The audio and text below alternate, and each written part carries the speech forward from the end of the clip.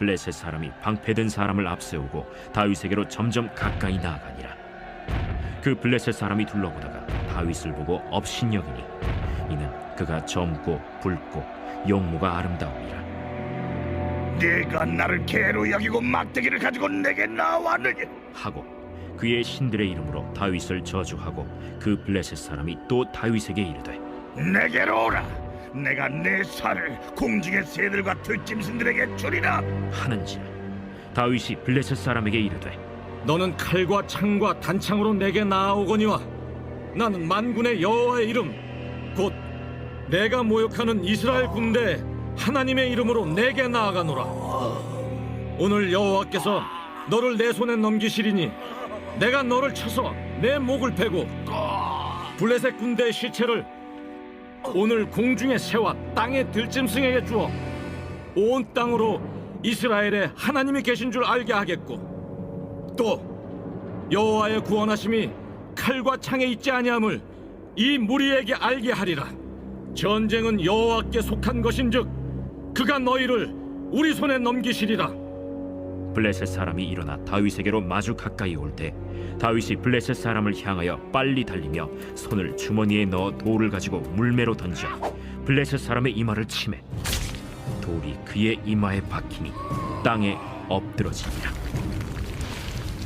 다윗이 이같이 물매와 돌로 블레셋 사람을 이기고 그를 쳐 죽였으나 자기 손에는 칼이 없었더라.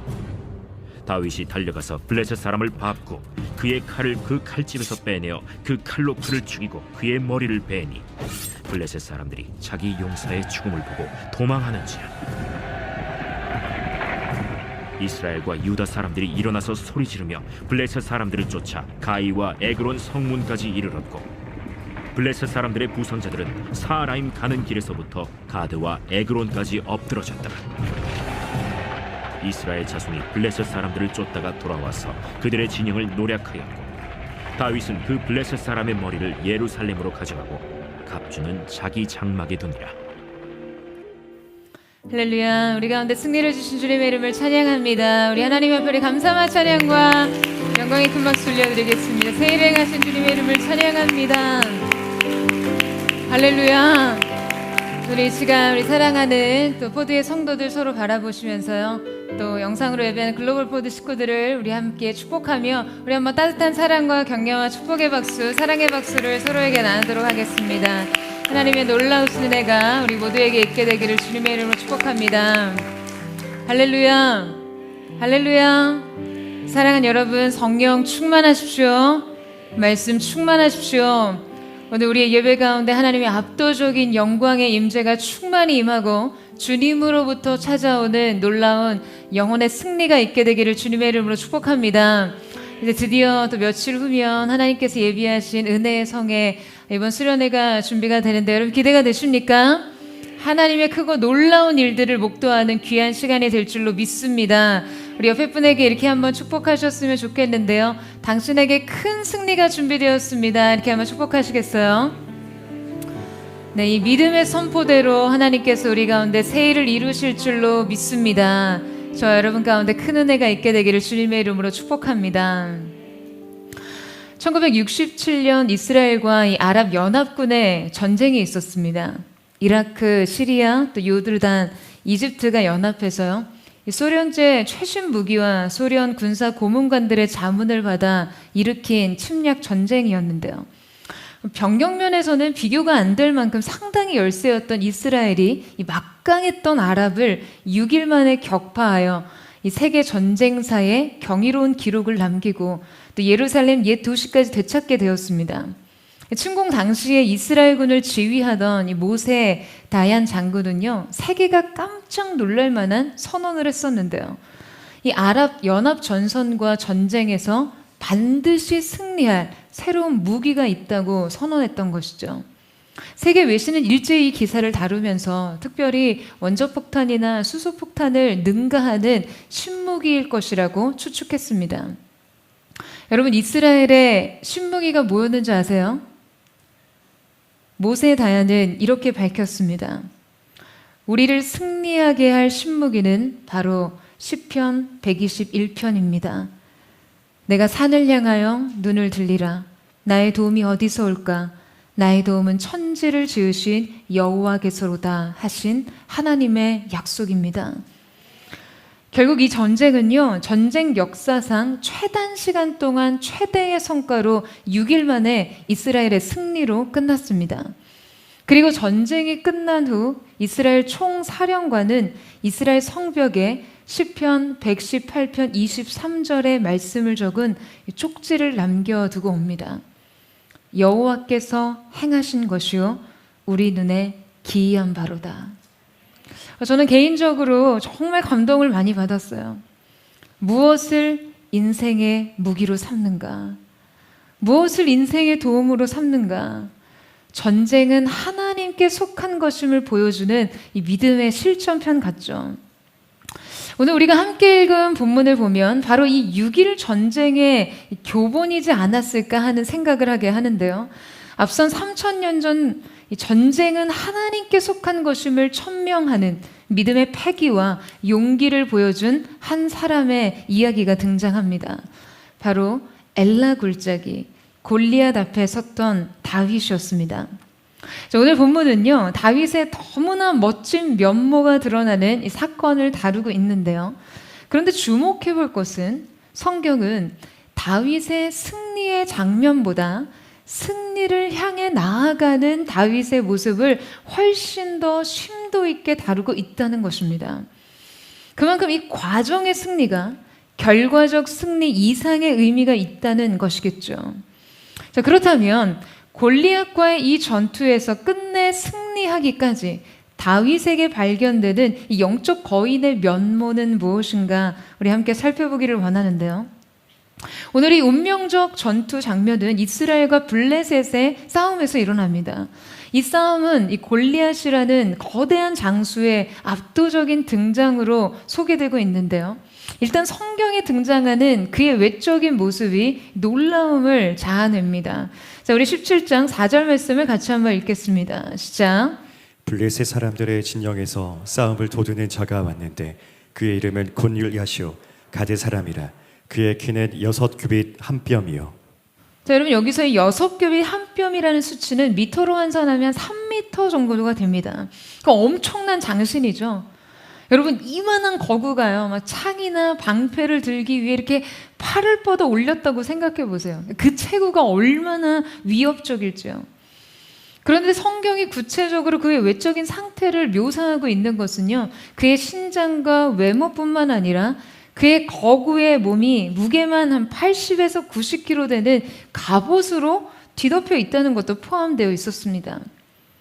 당시 블레셋인들은요, 전투 복장으로 이렇게 작은 청동 비닐이 겹대어져 있는 무거운 범퍼 비슷한 속옷을 입는데요. 여러분 이런 거 입으면 쉽게 죽겠어요? 게다가 이 창의 날만 10kg가 넘고요. 그의 앞에는 그를 지키는 군사들이 사람만한 크기의 방패를 들고 서 있었습니다. 이 방패는 분명 적의 화살 공격에 대비해서 이 골리앗을 보호하기 위한 것이었죠. 그러니까 이 모습을 상상만 해도요, 싸울 맛이 뚝 떨어집니다. 상식적으로 단순히 외적 조건에 맞서 싸우고 싶은 사람은 뭐 속된 말로 죽고 싶어 환장한 사람 외에는 아무도 없을 거예요. 특별히 성경은 그의 이스라엘 군대 앞에서 무엇을 하는 자였는지 골리앗에 대해서 정확하게 소개하고 있는데요. 그의 정체는 바로 싸움을 돕는 자였습니다. 여러분 지금 이 이스라엘과 블레셋은요, 엘라 골짜기에서 무려 40일간 대치 상태에 있었어요. 섣부르게 누군가가 공격을 시도하기에 불리한 지형적 그런 상태에 봉착해서 뭐 이러지도 저러지도 못한 상태로 있었던 것이죠. 자, 이 대치 상태에서 블레셋이 이스라엘을 공격하는 방법은 바로 심리 전술이었어요. 여러분 지금 이 3m가 넘는 거인 장수 골리앗이요, 자, 이스라엘 앞에 나서서 뭘 하고 있습니까? 이스라엘을 모욕하고 있어요. 그는 하나님과 이스라엘 향해 온갖 조롱과 모욕을 퍼부어댔습니다.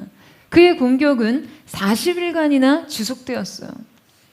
특별히 우리는 이렇게 우리에게 싸움을 걸고 있는 골리앗의 위치를 주목해 볼 필요가 있는데요. 그가 이스라엘 군대를 향해 처음 공격을 퍼붓기 시작했을 때는요, 8절 말씀에 서서 이스라엘의 군대를 향하여 라고 기록합니다. 그러나 골리앗이 처음 등장한 이후에 다윗이 엘라 골짜기에 도착한 시점에서 이 골리앗의 위치를 알 수 있는 단서가 성경에 등장하는데요. 자, 성경은 25절에 저희가 이 올라온 사람을 보았느냐라고 기록합니다.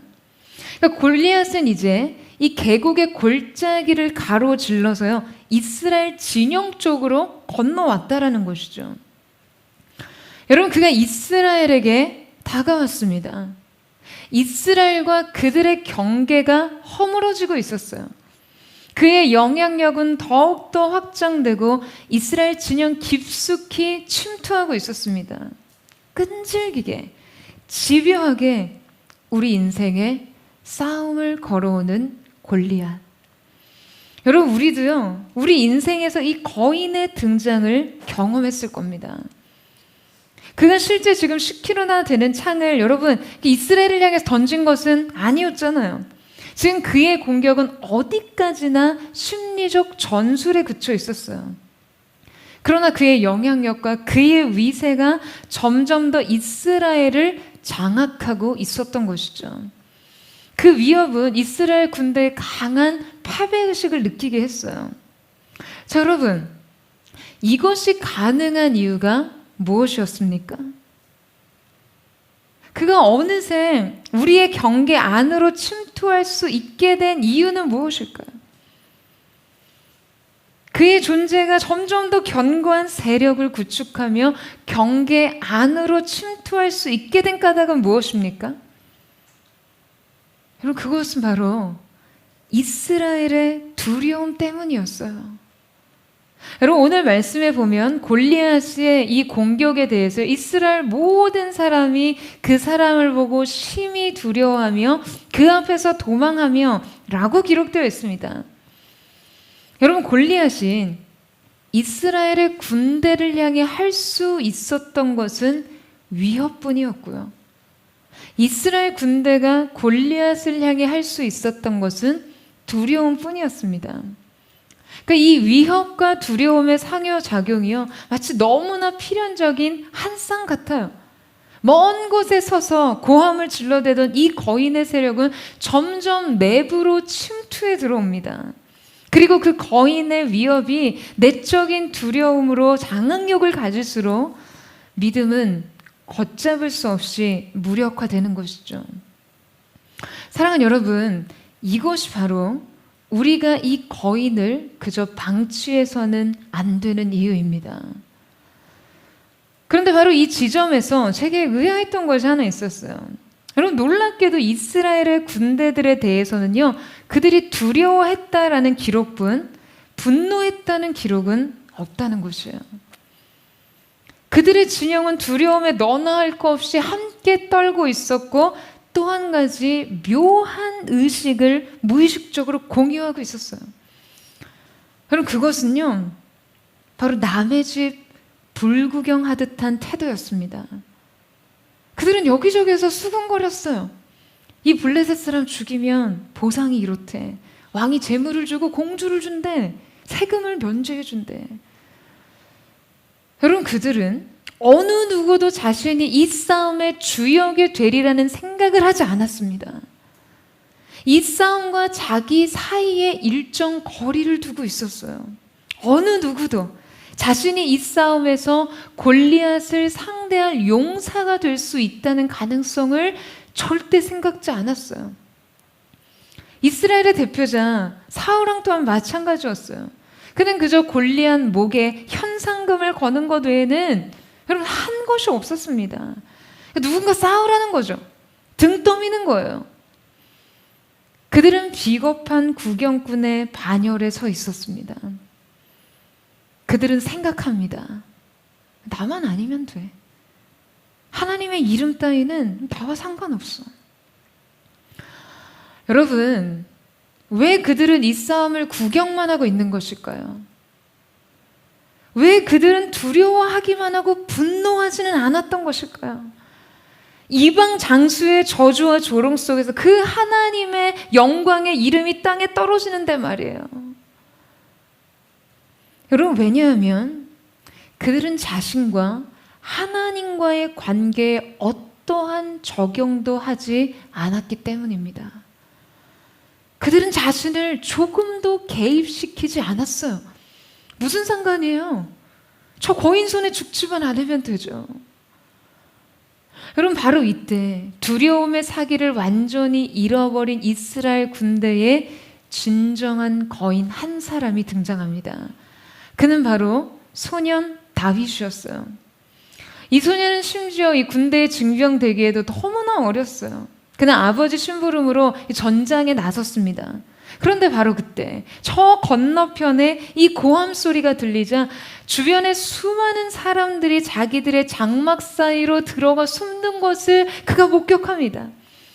다윗이 가만히 서서 이 고함 소리를 자세히 들어보니 이것은 다름 아니라 사시는 하나님을 모욕하고 이스라엘 군대를 조롱하는 소리 아니었겠어요? 자, 여러분 26절 보세요. 같이 한번 읽겠습니다. 시작. 다윗이 곁에 서 있는 사람들에게 말하여 이르되 이 블레셋 사람을 죽여 이스라엘의 치욕을 제거하는 사람에게는 어떠한 대우를 하겠느냐? 이 할례받지 않은 블레셋 사람이 누구에게 살아계시는 하나님의 군대를 모욕하겠느냐? 여러분, 지금 다윗은요, 이 소리를 듣고 어떻게 반응합니까? 경악합니다. 그는 분노했어요. 그래서 그는 결심합니다. 내가 오늘 저 장수에게 맞서리라. 사울과 이스라엘 군대가 40일간을 방치했던 이 거인에 대해 다윗은 즉각적으로 결투를 결정한 것이죠. 여러분, 우리는 이 지점에서 한번 그의 이 결정에 대해 깊이 생각해 볼 필요가 있습니다. 여러분, 다윗은 두렵지 않았던 것일까요? 군대 징병 선발에조차 제외됐던 이 연소한 소년이요, 신장이 3m나 되는 거인 같은 장수 앞에 맞서는 일이 여러분 과연 두렵지 않았을까요? 아니에요, 여러분.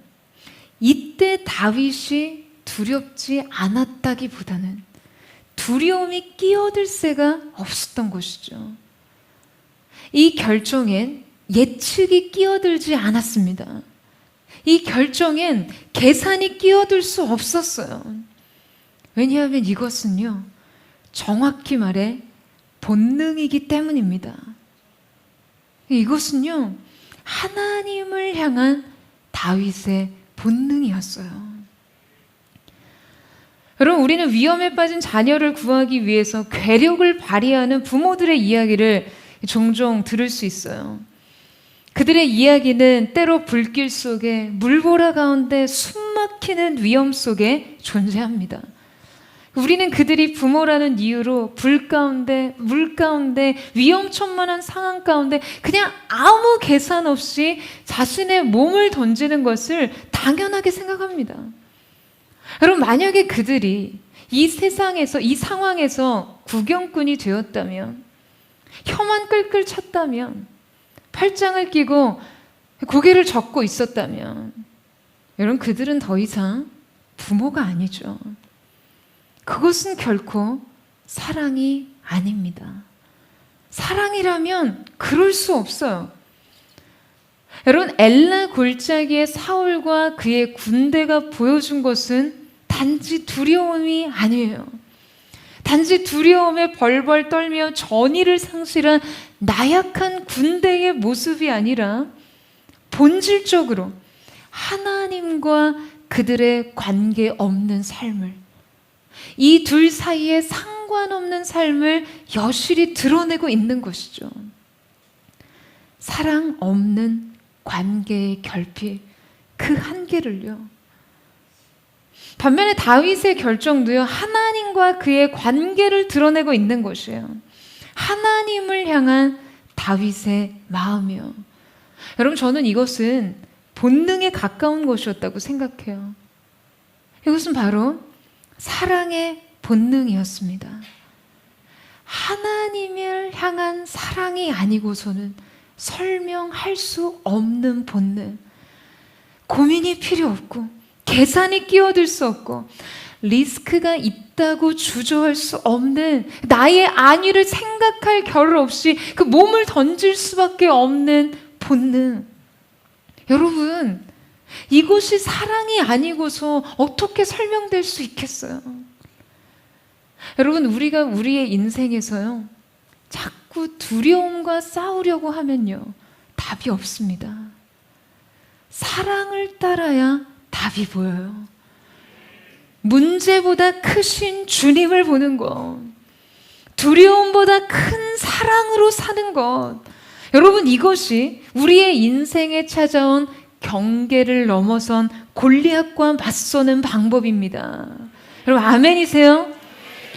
잊혀진 그분의 존재, 모욕받는 그분의 능력, 하나님의 이름의 추락을 보고도 어느 누구도 분노하지 않는, 여러분, 그 40일의 치욕이 다윗은 너무나 의아했어요. 참을 수 없었어요. 이 무력한 대치 상태를 지속할 수 없었습니다. 그는 이 본능 때문에 그냥 한마디로 눈에 뵈는 게 없게 된 것이죠. 나만 아니면 돼 라고 생각하며 장막 사이로 몸을 숨긴 수많은 군사들 사이에서요, 주저할 것 없이 그는 싸우기로 결정합니다. 다윗의 비범한 면모, 비교불가한 용맹함, 하나님을 향한 불타는 사랑과 순전한 중심. 여러분, 그러나 우리가 오늘 그저 이 말씀을 통해 한 영웅의 이야기에 감동을 받고 돌아가는 것에 그친다면요, 우리는 우리 인생의 전투에서 여전히 구경꾼의 삶에 주저앉게 됩니다. 여전히 이 대치 상태의 삶에서 여러분, 무력한 장기전을 계속할 뿐이에요. 여러분, 우리가 사울과 그의 군대와 같을 때가 얼마나 많습니까? 낙심하고 주저하고 두려움에 빠져서 그건 내가 할 수 없는 일이라고 선고했던 일들을 보면, 여러분, 그것은 단지 무모하고 현실적으로 불가능해서가 아니라 사랑이 없어서 그렇습니다. 하나님과 나의 관계의 빈약함이, 여러분, 그것을 감당할 수 없던 것이죠. 사랑하는 여러분, 사랑의 본능으로 일어나 싸우세요. 하나님을 의지하고 일어나 싸우세요. 두려워하는 것에 멈춰 있지 마세요. 여러분, 대안 없이 사랑하세요. 그 사랑이 두려움을 넘어 인생의 골리앗과 맞설 수 있는 믿음의 용기와 힘을 줄 것입니다. 저는 오늘 저와 여러분에게 그 두려움을 이긴 사랑이 여러분 삶의 인생의 능력이 되기를 주님의 이름으로 축원합니다. 온전한 사랑이 두려움을 내어 쫓나니 그 사랑의 능력으로 인생의 길을 걸어가는 여러분 되시기를 주님의 이름으로 축원합니다. 이제 40일, 이 무력하게 계속되던 날들 사이에 갑작스럽게 결전의 날이 끼어들었어요. 제가 이 날을 상상해 보는데요, 묘한 마음이 들더라고요. 다윗은 이 운명 같은 사건을 마주하게 될지 모른 채로 이 엘라 골짜기에 찾아왔을 거예요. 그냥 어떤 비장한 각오도 없이 이곳에 왔다가 그가 직면했던 민족적 위기 앞에서 어떻게 이렇게 작은 소년이 즉각적으로 믿음의 대처를 할 수 있었을까? 여러분, 이것은요, 우리 믿음의 삶의 흐름입니다. 우리의 믿음의 삶은요, 무대 위에서 보여주는 여러분 장기자랑 시간이 아니에요. 인생 한방 로또가 아닙니다. 어느 날 운대로 들어맞는 그런 대박 사건이 아니에요. 우리 믿음의 삶은 매일 예고도 없이 내 눈앞에 펼쳐지는 상황에 대해 믿음의 평균으로 대처하는 과정일 뿐이죠. 다윗이 이날 엘라 골짜기에서 보여준 위대한 장수로서의 모습은요, 그의 믿음의 평균치였습니다. 그의 믿음은 매일 단련됐고 매일 성장했고 매일 동행의 능력 위에 있었어요. 여러분, 그는 이 믿음 위에서 결투를 작정합니다. 자, 그런데 한 가지 주목해야 할 것은요, 우리가 믿음으로 싸우기를 작정했다 하더라도 여전히 인생은 거인 앞에 서기도 전에 여러분의 발목을 잡는다는 거예요. 여러분, 우리는 성경이 다윗이 골리앗 앞에 서기까지의 과정을 굉장히 꽤 상세하게 다루고 있음을 볼 수 있습니다. 자, 다윗은 골리앗 앞에 서기 전에 먼저 두 가지 저항에 부딪힙니다. 이것을 찰스 스윈들 목사님께서는요, 다윗이 연장자 증후군을 만났다라고 정의를 내렸어요. 바로 엘리압과 사울의 반대입니다. 우리 28절 말씀을 같이 한번 읽겠습니다. 시작. 큰형 엘리압이 다윗이 사람들에게 하는 말을 들은지라 그가 다윗에게 노를 바라여 이르되 내가 어찌하여 이리로 내려왔느냐 들에 있는 양들을 누구에게 맡겼느냐 나는 내 교만과 내 마음의 완악함을 아노니 내가 전쟁을 구경하러 왔도다. 자, 그리고 33절 말씀에 사울이 다윗에게 이르되 내가 가서 저 블레셋 사람과 싸울 수 없으니 너는 소년이요 그는 어려서부터 용사임이니라. 여러분, 지금 다윗은요 두 가지 반대와 저항에 부딪혔습니다.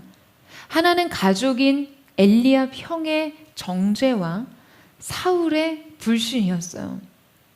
그들은 모두 분명 다윗보다 훨씬 더 많은 경험을 소유한 사람들이죠. 그들은 자신의 경험을 토대로 다윗의 내적인 동기를 정죄하고 비난했고 또 다윗의 현실적인 조건들에 대해서요 불신과 반대를 표현했습니다. 여러분, 우리는 막상 믿음의 싸움을 싸우기도 전에 그곳에 서기도 전에 종종 이 연장자의 공격에 부딪히곤 합니다. 반대에 부딪혀요. 자신을 인정해주지 않는 대상 앞에 서는 경험. 여러분, 이것이 다윗이 진짜 싸움을 하기 전에 치러야 할 관문이었어요. 여러분, 우리 사회에서도요 참 이상한 프로의식을 아주 세련된 태도라고 여기는 경향이 있습니다. 저는 사역을 할 때 이 잘못된 프로의식을 끊임없이 경계하려고 노력하는데요. 저는요, 이게 하트를 잃어버리는 지름길이라고 생각해요. 여러분, 프로의 세계에서는요, 긴장과 떨림을 경주합니다. 사람들은 이 긴장과 떨림을 감추려고 해요. 아니, 경험이 쌓일수록 그것을 부끄럽게 여깁니다. 그러니까 이것을 미숙의 증거라고 생각하거든요. 그러니까 어리숙함이라고 생각합니다. 경험이 생길수록 간절함은 아마추어리즘이 되고요. 프로들은 언제나 경험과 매뉴얼과 노하우에 기대어 여유를 부립니다. 여러분, 여유는 좋습니다. 하지만 여유를 멋부리는 데 쓰면 안 돼요. 제가 파트 전도사로 사역을 시작하고 난 얼마 후의 일이었어요. 제가 찬양 인도를 하고 이렇게 내려오는데요. 한 목사님이 이렇게 저를 부르시더니 그런 말씀을 하시는 거예요. 유경아, 너 유관순 같아. 너 왜 그렇게 유관순처럼 예배 인도를 하니? 아마 제가 외치는 소리가 대한독립 만세 이런 걸 방불케 했던 것 같아요. 그러니까 너무 절박하고 간절하다는 거예요. 그렇게까지 진지할 필요 없다고요. 또 다른 분도 조언을 해주셨어요. 화중이 부담스럽다. 좀 나이스하게 해줄 수는 없니? 좀 나이스해질 수는 없니? 여러분, 뭐 오해하지는 마세요. 저 그분들 좋아합니다. 그분들이 이 조언이 뭐 제게 유익하기도 했어요. 그런데 여러분, 저는 가능하다면 매 순간 하나님 앞에 견딜 수 없는 타는 목마름, 그 간절함으로 하나님을 예배하고 싶어요. 하나님을 향한 갈망에 대해 그냥 목말라 곧 죽을 것 같은 사슴을 빗대던 그 다윗의 심정으로요. 그 다윗처럼 예배하길 원해요. 제가 할 수 있는 최선을 다해서 그냥 계속 독립투사처럼 예배하고 싶어요. 그렇게 하지 않으면 매주 서는 단에서 점점 설레임을 잃어가요. 숭고한 긴장을 잃어가요. 여러분, 예배 영역뿐만 아니라 많은 사람들이 자신의 연륜에 결부시켜서요, 대충 적당히 하는 태도를 마치 세련된 프로의식이라고 착각하는 경향이 있습니다. 여러분, 여유와 적당히는요, 하늘과 땅 차이입니다. 진짜 위대한 프로는요, 끝까지 치열해요. 끝까지 진지합니다. 결코 자신을 속이지 않아요. 결코 누구도 속이지 않습니다. 여러분, 다윗도 마찬가지였어요. 다윗의 갈망의 크기는 현실의 냉소주의자들에게 받아들여지지 않았습니다. 그의 의분과 용맹함은 이스라엘 집단 전체에서 유일했고 낯선 것이었어요. 그래서 오히려 비웃음과 비난과 조롱의 대상이 됐죠. 하지만 그는 저항을 뚫고 갑니다. 여러분, 우리는 살면서 경험의 여러 가지 난관에 봉착해요. 경험의 연장자들은 때로 우리의 동기를 정죄한다거나 우리의 자질과 능력을 반대합니다. 알티 켄달 목사님이요, 오늘날 하나님께서 하고 계신 일에 가장 강하게 대적하는 사람은 다름 아닌 어제 쓰임받은 자들이라 라고 하셨어요. 하나님께서 지금 하고 계신 일에 가장 적대적으로 반응하는 사람이 하나님이 어제 하신 일에 동참했던 사람들이라는 거죠. 여러분, 그럴 때 어떻게 하시겠어요? 맞짱 뜨시겠어요? 지금 골리앗이 문제야? 엘리야 멱살부터 잡고 뭐 앞다리부터 걸어. 그럼 뭐 이러실 거예요? 아니에요, 여러분. 영적 거인 다윗을 보세요.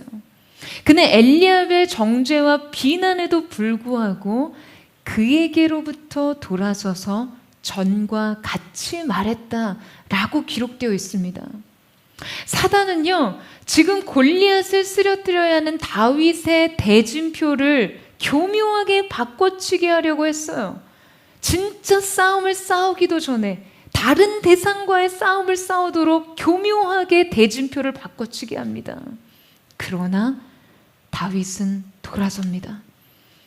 내가 맞설 것은 이것이 아니라는 듯, 내가 싸워야 할 대상은 이것이 아니라는 듯, 그리고 자기의 중심과 태도와 갈망은 조금도 흔들림이 없다는 듯 그는 그렇게 돌아섭니다. 저는 오늘 저와 여러분 가운데 바로 이 영적 분별이 있게 되기를 주님의 이름으로 축원합니다. 교묘히 여러분의 싸움의 대진표를 바꿔치게 하는 사단에 대적해서 전과 같이 진짜 싸움을 싸우는 자리에 견고히 서는 은혜, 그 은혜가 있게 되기를 축복합니다. 뿐만 아니라 또 다른 반대자 사울을 향해서는요, 이렇게 반응합니다.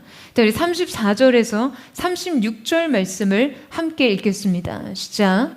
다윗이 사울에게 말하되 주의 종이 아버지의 양을 지킬 때 사자나 곰이 와서 양떼에서 새끼를 물어가면 내가 따라가서 그것을 치고 그 입에서 새끼를 건져내었고 그것이 일어나 나를 해하고자 하면 내가 그 수염을 잡고 그것을 쳐 죽였나이다. 주의 종이 사자와 곰도 쳤은즉 살아계시는 하나님의 군대를 모욕한 이 할례받지 않은 블레셋 사람이리이까 그가 그 짐승의 하나와 같이 되리이다. 여러분, 지금 다윗이 무슨 이야기를 하고 있습니까? 지금 그 소년의 연소함, 경험 미숙, 자격 미달을 이유로 그를 전장에 내보내지 않겠다는 사울을 향해서 여러분 뭐라고 이야기하고 있어요? 아, 저 그렇게 얕보지 마시라고요. 제가 이래봬도 사자랑 곰이랑 싸웠던 몸이에요. 뭐 이런 말 하고 있는 건가요? 여러분, 지금 다윗은요, 자신의 과거 성공담을 과시하는 게 아닙니다. 지금 다윗은 전혀 다른 경험에 대한 이야기를 하고 있어요. 여러분, 그것이 무엇입니까? 그것은 바로 하나님에 대한 경험이에요. 지금 다윗은 사울에게 단지 과거의 사례로 자신의 용맹함을 증명하고 있는 것이 아니었습니다. 여러분, 지금 이 둘의 초점은 전혀 다른 것이에요. 영적 거인과 영적 불구자의 차이예요. 다윗은 말합니다. 제가 하려는 말은 저의 용기와 싸움의 기술이 아니라 그때에도 나와 함께 하셨던 하나님에 관한 것입니다. 할렐루야. 여러분, 사자를 때려 눕힌 경험 자체가 다윗을 강하게 했습니까? 곰의 수염을 잡고 쳐 죽인 경험이 여러분 다윗을 이토록 두려움 없이 만들어준 것일까요? 여러분, 이것은 다윗의 성공 경험담이 아니었습니다.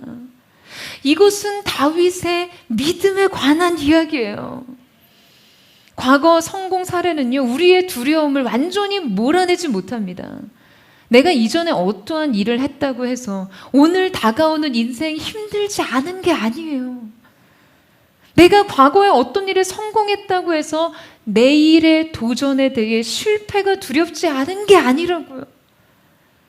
우리를 두렵지 않게 하는 것은 오직 한 가지뿐입니다. 우리를 거인 앞에서 벌벌 떨지 않게 하는 것은 오직 한 가지뿐이라고요. 하나님 그분에 대한 경험, 하나님 그분을 향한 믿음, 하나님 그분이 주신 약속, 여러분 오직 그것뿐이에요. 여러분 이 사실을 믿으세요? 여러분 우리는요, 오직 과거의 경험으로 자신감과 성공 사례들을 쌓아가면서 인생의 가능성을 키워가는 그런 사람들이 아니에요. 긍정적 마인드, 철저한 자기 관리만으로 인생을 컨트롤하면서 사는 그런 사람들 아닙니다. 오해하지 마세요. 철저한 자기 관리와 성공 사례를 만들지 말라는 게 아닙니다. 다윗도 지금 목자로서 성실하고 근면하게 자기 양떼를 치면서 때로 곰과 사자를 쳐 죽인 경험을 이야기하고 있잖아요. 하지만 본질은 그것이 주님과 함께하는 일이었냐라는 것이죠. 인생은 과거의 성공 경험이 아니라 믿음의 크기로 이기는 것입니다. 여러분 아멘이세요? 할렐루야. 여러분 저는 이 하나님에 대한 경험이 여러분을 담대하게 하는 은혜가 있게 되기를 주님의 이름으로 축원합니다. 세상 앞에서 하나님에 대한 경험으로 믿음의 담대함을 외칠 수 있는 그런 하나님의 사람들이 되세요. 이제 사울의 승낙을 받고 전장에 나서기 전까지 우리가 이 다윗의 행동을 좀 더 밀착해서 보기를 원하는데요. 그의 독특한 행동을 통해 영적 거인 다윗을 깊이 조명해보고자 합니다. 첫 번째, 왕의 갑옷을 거부한 다윗이었습니다. 여러분 이 사울 왕은요, 다윗의 출전을 허락한 후 나름 다윗을 도우려고 했어요. 이 다윗의 출전이 자살 행위와 같다는 것을 알고 있으면서도 그래도 자신이 직면한 이 위기 상황에 대해 그냥 지푸라기라도 잡고 싶은 심정 아니었겠어요. 그는 골리앗에게 맞설 다윗에게 최선의 방법을 제시하는데요. 그것은 바로 자신의 갑옷과 무기를 들게 하는 것이었습니다. 그런데 여러분 이때 다윗은 아주 독특한 행동을 합니다. 우리 38절에서 39절 말씀을 함께 읽겠습니다. 시작. 이에 사울이 자기 군복을 다윗에게 입히고 노투구를 그의 머리에 씌우고 또 그에게 갑옷을 입히매 다윗이 칼을 군복 위에 차고는 익숙하지 못하므로 시험적으로 걸어보다가 사울에게 말하되 익숙하지 못하니 이것을 입고 가지 못하겠나이다 하고 곧 벗고. 그럼 다윗이 이 갑옷을 거부해요. 사울의 무기를 거절합니다. 여러분 이 싸움은요 시작부터 아주 불리한 싸움이었어요. 아니 거인과 소년의 싸움이라뇨. 그러니까 이 불리한 싸움에 연민과 책임을 느끼는 이스라엘의 최고의 권위자가 소년에 대한 이 가득한 호의로 그의 자신의 갑옷을 주저없이 내어줍니다. 그런데 다윗이 이것을 거절해요. 여러분, 과연 이 호의를 거절하는 것이 그렇게 쉬웠을까요? 전쟁에 참전해본 경험이 전무한 소년이 전문가의 도움을 거절하는 것이 쉬운 결정이었을까요? 사울의 장막 안에서 그 사울과 무수한 전사들 사이에서 이 갑옷을 벗어 던지기가 쉬웠을까요? 차라리 몸에 안 맞으면 혹시 이 갑옷 미디움 사이즈 없을까요? 혹시 이 투구 스몰 사이즈 없을까요? 아니 뭐 이렇게 물었다면 차라리 이해가 갑니다. 그러나 그는 주저하지 않고 사울의 갑옷과 무기를 벗어 던집니다. 그는 말해요. 이곳을 입고 가지 못하겠나이다. 필요 없다는 거예요. 그 다음 두 번째 다윗의 행동을 보세요. 바로 자신만의 무기를 드는 다윗입니다. 그는요, 아주 대범한 사람이었어요. 그는 심지가 아주 굳은 사람이었어요. 그는 경험과 전문 기술 운운하는 사람에게 아주 단순하고 담대하게 맞섰습니다. 건방진 행동을 한 것이 아니에요. 단지 이렇게 말하고 있는 거예요. 당신의 무기는 당신의 것입니다. 저에게는 필요 없습니다. 저는 저에게 필요한 것이 무엇인지 잘 알고 있습니다. 저는 저만의 무기를 들겠습니다. 사랑하는 여러분, 여러분 이렇게 말하세요. 여러분도 세상에 이렇게 말하세요. 세상이 말하는 그런 무기, 그런 성공, 그런 일이요? 그것은 세상의 것입니다. 그것이 꼭 제 것이 될 필요가 없습니다. 저는 저만의 무기를 들겠습니다. 할렐루야. 여러분, 바로 이런 것이 놀라운 담대함입니다. 이런 것이요, 획기적인 차별화예요. 여러분, 그는 자신만의 무기를 들었습니다. 그것이 무엇이었죠?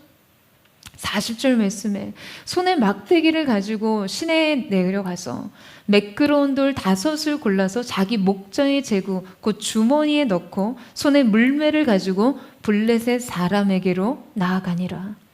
여러분, 그는 손에 막대기를 주었습니다. 여러분, 저는요, 이 사울의 장막에 있던 사울 왕과 이스라엘 군대 장관들이 즉 이 모습을 보았을 때 반응이 어땠을지 상상하면 약간 몸이 오그라들어요. 그럼 그들이 속으로 생각했을지 몰라요. 망했다. 아마 눈을 질끈 감았을 거예요. 막대기 든 소년의 장렬한 전사 장면을 떠올리며 비통한 심정을 느꼈을지 모릅니다. 그런데 이때 다윗이요, 돌연 시냇가로 내려갑니다. 여러분, 저는 시냇가에 내려간 다윗을 상상하면 갑자기 영혼이 정화되는 것 같은 느낌을 받아요.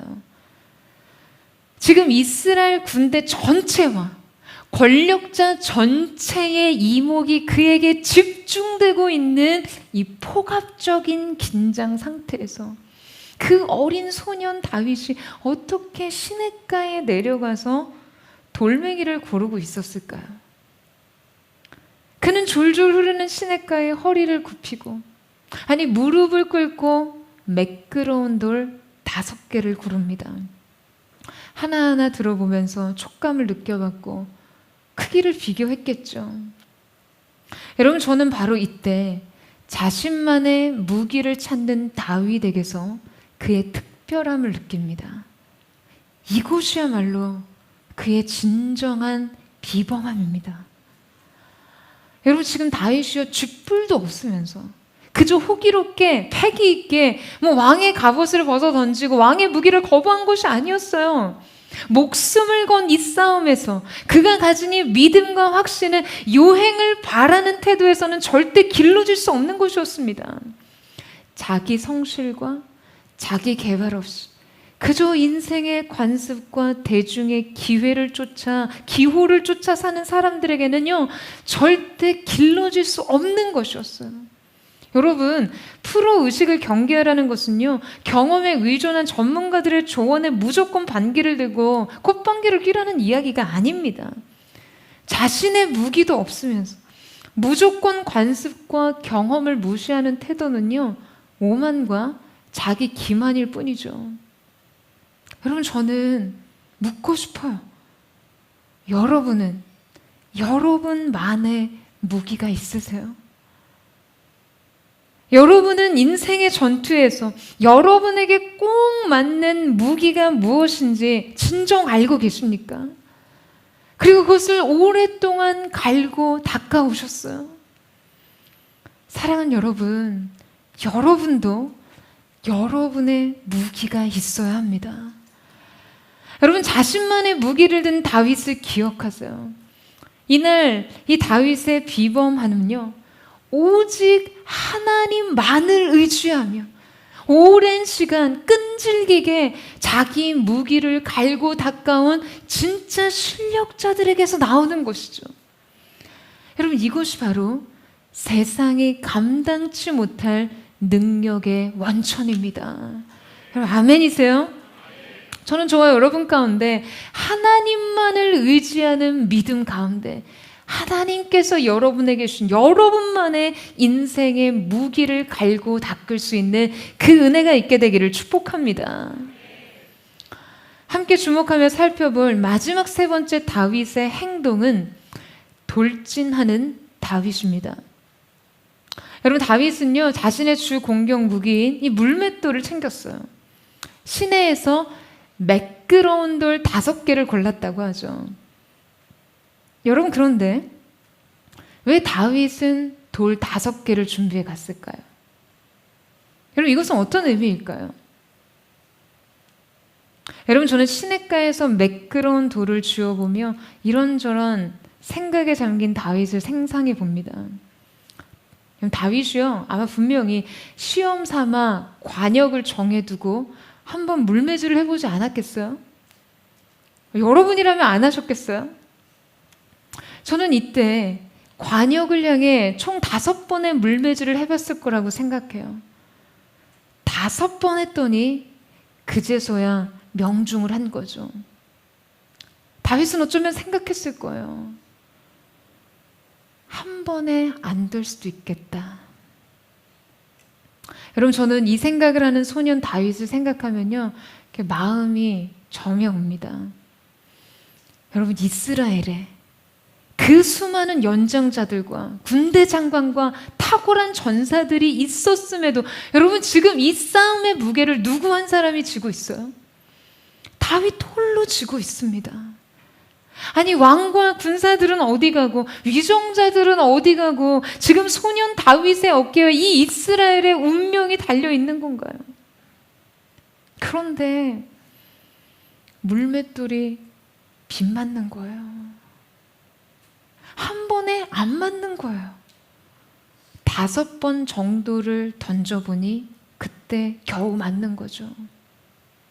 여러분, 그때 다윗이 어떤 생각을 했을까요? 아찔하지 않았겠어요? 고독하지 않았겠어요? 그 마음이 치열하지 않았겠습니까? 그래서 주변을 슬쩍 둘러보면서 혹시 보는 사람이 없으면 이참에 내빼야겠다. 그냥 어차피 사울의 갑옷도 있지 않았으니까 뭐 돌려줄 것도 없고 주랭당을 쳐보자. 여러분, 그렇게 생각했을까요? 여러분, 이때 또다시 다윗의 비범함이 나옵니다. 여러분, 다윗은요, 물러서지 않았습니다.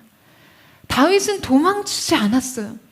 그는 실패에 대한 준비를 했습니다. 4번까지는 실패해도 된다고 생각했어요. 왜냐하면 5번 다시 던지면 되기 때문입니다. 4번 빗맞아도 5번 다시 던지겠다는 그의 믿음의 의지가 있었기 때문입니다. 그러나 여러분, 그는 반드시 이길 것을 믿었어요. 최후의 승자는 자신임을 믿었습니다. 사랑하는 여러분, 이것이 바로 다윗의 믿음입니다.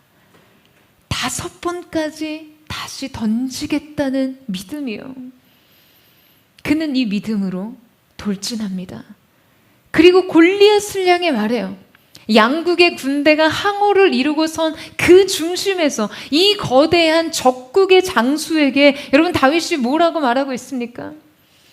너는 칼과 창과 단창으로 내게 나온다고 한다. 하지만 나에게는 그것이 없다. 분명한 것은 나에게 그것은 필요가 없다. 왜냐하면 나에게는 여호와의 이름이 있다. 네가 그토록 무시하고 짓밟은 그 이름의 능력으로 나는 오늘 내게 간다. 나는 분노한다. 너로 인해 실추된 하나님의 이름과 존재에 대해 분노한다. 너로 인해 의심받는 하나님의 능력에 대해 분노한다. 그래서 기필코 싸울 것이다. 그리고 반드시 이길 것이다. 오늘 분명 나의 하나님 여호와께서 이 실추된 하나님의 명예를 회복하실 것이다. 그리고 전쟁은 여호와께 속한 것임을 알게 할 것이다. 할렐루야. 여러분, 이것이 다윗의 순수한 목적이었어요. 이것이 다윗의 숭고한 동기였어요. 이것이 다윗의 차별화된 중심이었습니다. 여러분, 이 믿음의 선언과 함께 다윗은 거인에게 진격합니다. 돌을 물매에 넣고 거인에게 던집니다. 그러자 그 돌이 그 거인의 이마에 박혀 땅에 엎드려졌어요. 여러분, 첫 번째 돌이었습니다. 이것은 다윗이 예상한 성공 확률의 5배 높았던 것이죠. 여러분, 이날 이 돌은요, 장수의 이마에 박혔어요. 아무리 소년 다윗이 그 다윗의 물맷돌이 거인의 이마에 명중했다고 해서, 여러분, 과연 오늘 성경이 매우 구체적이고 자세히 묘사하고 있는 시냇가에서 채집한 매끄러운 돌이 사람의 이마에 박힐 가능성이 얼마나 될까요? 더욱이 성경은 골리앗이 노투구를 쓰고 있었다라고 말해줬어요. 날카로운 창끝도 아닌 매끄러운 돌이 노투구를 뚫고 들어가 이마에 가서 박힐 확률은 여러분 과연 얼마나 될까요? 사랑하는 여러분, 바로 이것이 다윗의 믿음에 대한 하나님의 보상이었습니다. 다윗은 정확히 물맷돌을 던지기만 했어요. 다윗의 손에서 떠난 그 돌은요, 그때부터 하나님의 손에 달려있는 것이죠. 여러분, 아멘이세요? 아멘이십니까? 여러분, 이제 다윗의 손에는 몇 개의 돌이 남아있나요? 그럼 다윗의 손에는 몇 개의 돌이 남아있습니까? 4개의 돌이요. 여러분, 이것이 바로 넉넉히 이기는 것입니다. 여러분, 기억하세요. 믿음이 있다면 거인 앞에 서십시오. 믿음이 있다면 거인에게 돌진하세요. 그리고 믿음으로 물맷돌을 던지십시오. 그 돌이 여러분의 손에서 떠난 순간, 그 다음은 하나님께서 하실 것입니다. 믿으세요. 거인은 쓰러집니다. 오직 만군의 여호와의 이름에 의지해 그 영적인 인생의 골리앗을 향해 나아가는 우리 모두에게 하나님의 놀라운 승리와 하나님의 손에 합력의 능력이 부어지는 거룩한 영광의 은혜가 있을 줄로 믿습니다. 오늘 저와 여러분 가운데 그 경이로운 승리의 기록이 남겨지는 귀한 은혜가 있게 되기를 주님의 이름으로 축원합니다. 우리 이 시간 함께 찬양하며 기도하며 나아갔으면 좋겠습니다. 사랑하는 주님, 오늘 이 시간 우리가 주님 앞에 우리의 믿음을 드리며 나아가기를 원합니다. 사시는 하나님을 향한 거룩하신 주님의 이름에 대한 거룩한 부담감을 가지고 오늘 주님을 향한 사랑과 믿음의 능력으로 주 앞에 서기를 원하오니 주님, 우리 가운데 새 영으로 기름 부어주시고 사랑과 믿음의 능력을 부어주시옵소서. 우리 그만 고백하며 우리 주님 보좌 앞으로 함께 나아가기를 원합니다. 세상의 유혹 시험이 내게 몰려올 때에 나의 힘으로 그것들 모두 이길 수 없네.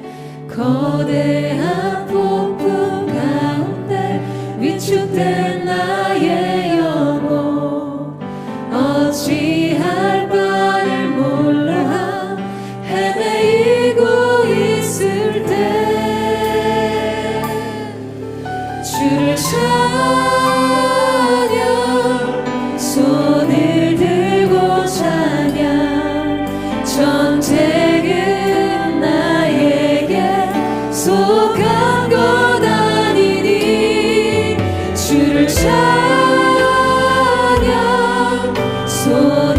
들고 찬양 전쟁은 하나님께 속한 것이니 우리 함께 고백하며 나아갑니다. 거짓과 속임수로 가득 찬 세상에서 어디로 갈지 몰라 머뭇거리고 있네. 공중의 권세 잡은 자 지금도 우리를 실패와 절망으로 넘어뜨리려 하네. 주를 찬양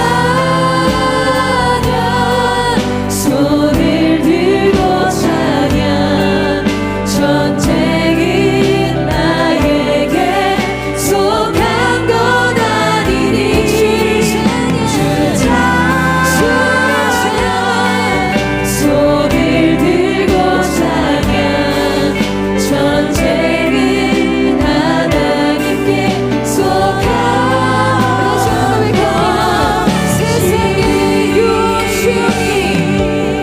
세상의 유혹 시험이 내게 몰려올 때에 나의 힘으로 그것들 모두 이길 수 없네.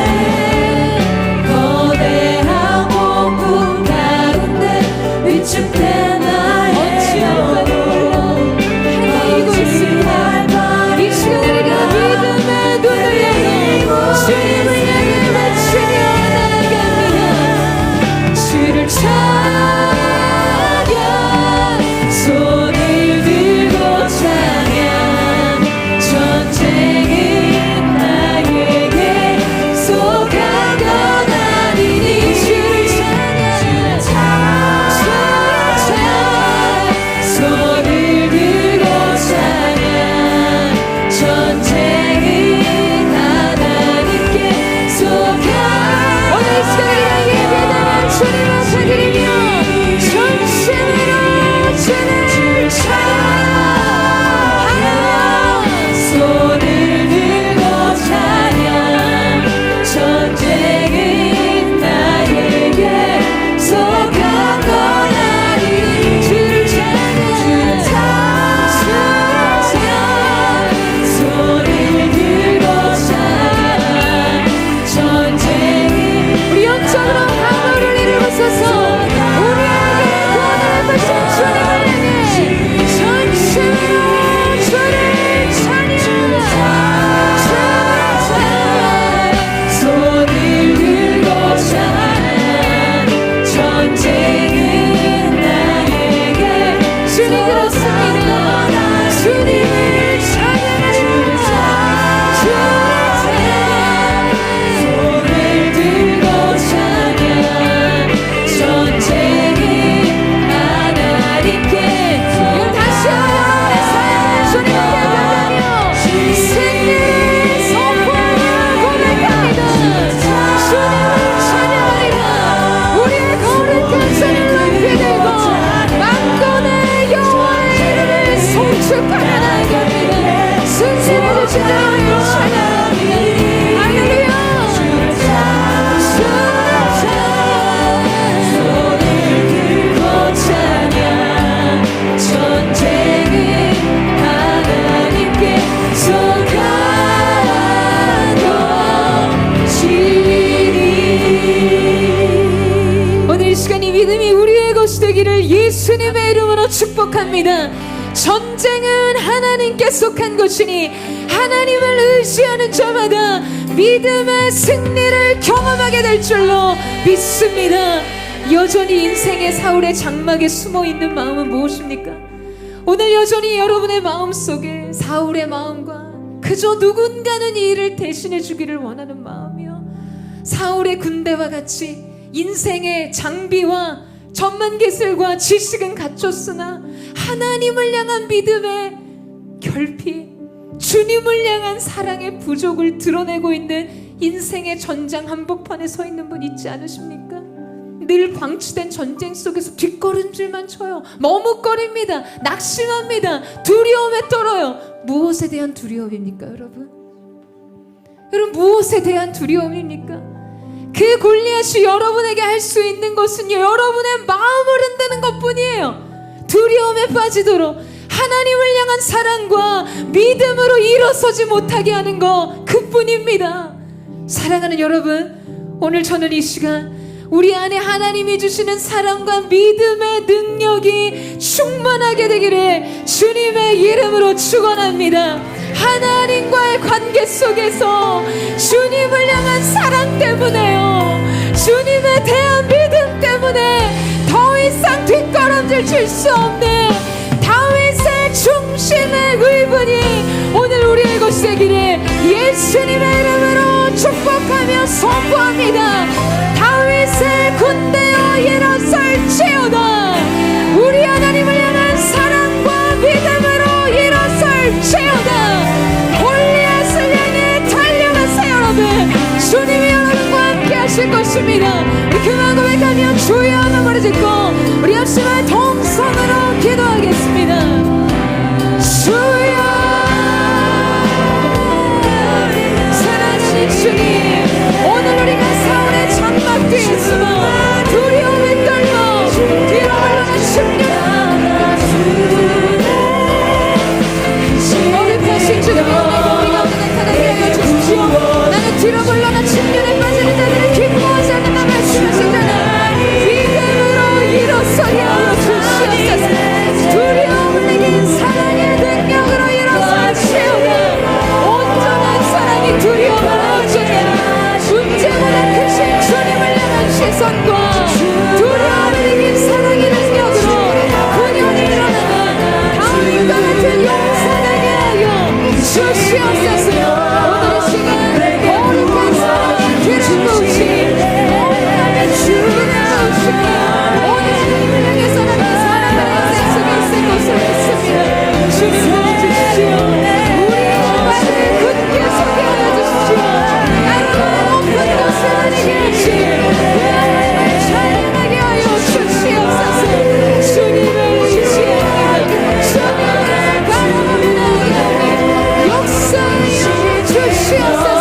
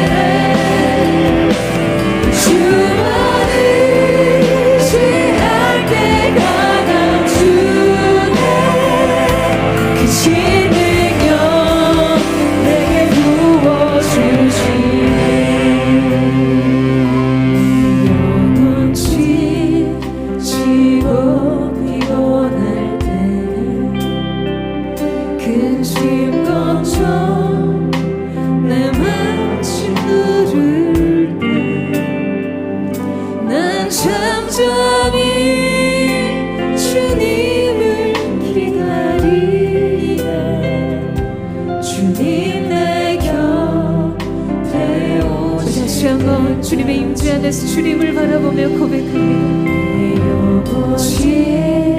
지치고 피곤할 때 인생의 근심과 걱정 우리의 인생의 장막 안으로 찾아 우리가 믿음의 눈을 들어 주님 바라보기를 원합니다. 주님을 기다리는 주님의 곁에 오실 때까지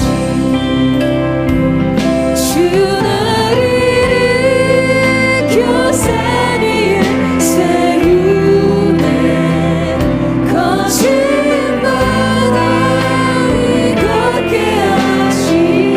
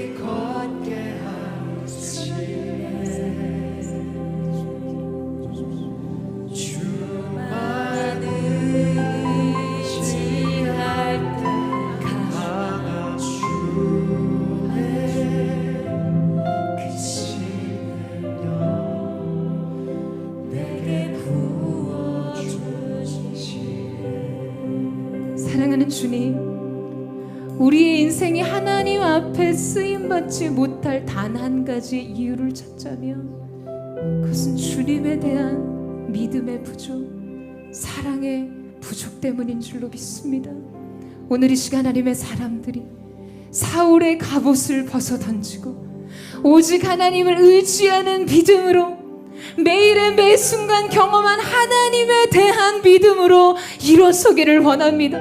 여전히 사울의 갑옷 뒤에 두려움을 떨며 하나님 앞에 뒷걸음질 치며 뒤로 물러나 침륜에 빠지는 자들이 아니라, 사랑하는 주님, 저와 포드의 성도들이 주님을 사랑하는 그 사랑 때문에요, 이 세상 누구도 갈 수 없는 그 길을 가는 자들이 되기를 원합니다.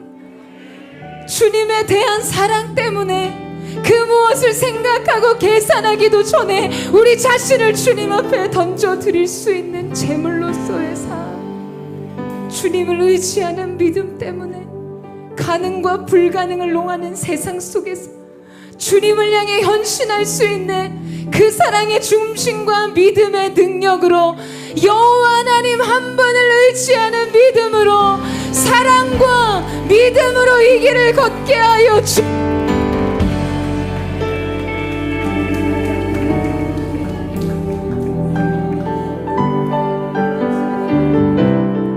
오늘 이 가운데 있기를 원합니다. 오직 사랑으로만 갈 수 있는 그 길을 가는 거룩한 은혜가 있기를 원합니다. 주님 역사하여 주시옵소서. 기름 부어 주시옵소서. 세계를 걷게 하여 주시옵소서. 주님 더욱 사랑합니다. 주님 더욱 의지합니다. 주님만을 붙들며 나아갑니다. 문제보다 크신 주님, 두려움보다 큰 사랑으로 주님을 따르기를 원합니다. 주님 역사하여 주시옵소서. 우리 전심으로 주여 세 번 외치고 우리 합심의 동성으로 기도하겠습니다.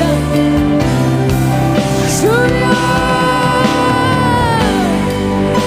주여, 주여. 사랑의 모든 것들이 없어진 나의 것, 사랑의 이곳을 갈 수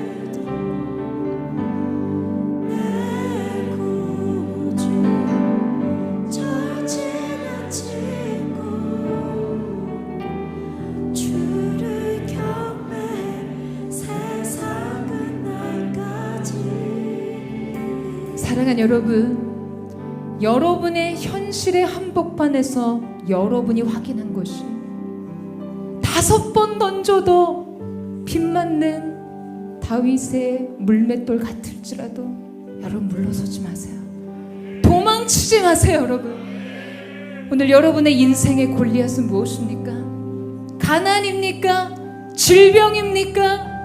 오늘 여러분을 끊임없이 나락으로 수렁으로 끌어내리는 것은 무엇입니까? 오늘 여러분을 끊임없이 두렵게 해서 하나님을 향한 사랑과 믿음으로 주님이 행하시는 일들을 보지 못하게 하는 것은 무엇입니까? 여러분, 도망치지 마세요. 물러서지 마세요. 매끄러운 돌 5개를 집었던 다윗의 중심으로요, 만군의 여호와 하나님의 이름을 의지함으로 인생의 골리앗, 시대의 골리앗, 세상의 골리앗을 향해 돌진할 수 있는 믿음, 다윗의 용맹함, 두려움이 없어서가 아니라 하나님을 의지했기 때문에, 주님의 영광이 인생 무엇보다 중요했기 때문에 그 믿음으로 달려가는 것이, 여러분, 타는 목마름으로 달려가는 것입니다. 뒤로 물러서지 말고 두려움에 빠지지 말고 달려가세요. 오늘 이 시간 내가 그 다윗의 마음으로 전심으로 달려갑니다. 주님 손에 맡겨드리며 나아갑니다. 그 전심으로 다시 한번 주여 한번 머리 짚고 기도하며 나아가겠습니다. 주여, 현실의 삶이 빗맞은 돌 같을지라도, 여전히 빗맞은 돌 같을지라도, 가능성과 불가능을 넘어가기 전에 하나님을 향한 믿음과 사랑으로 일어서게 하여 주시옵소서. 그때 하나님의 손에 휘감으며 그 놀라우신 하나님의 거룩한 위대하신 주님의 손으로부터 아버지의 노초들을 뚫고 이 나라의 박격당에 떨어진 골리앗과 같이 오늘 우리 앞에 쓰러진 이 장수의 죽음을 하게 하여 주시옵소서.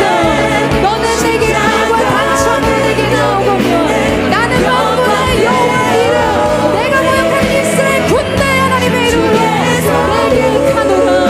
전쟁은 여호와께서 하시고 하나님의 손에 맡겨드리며 나아갈게. 오늘 이 가운데 주님 놀라시는 내 승리, 너무나 기이하신 영적인 승리, 영광의 승리가 임하게 하여 주시옵소서. 나의 믿음 주께 있네. 십자가 능력이 내 영광되었네. 주께서 우리 승리케 하시네.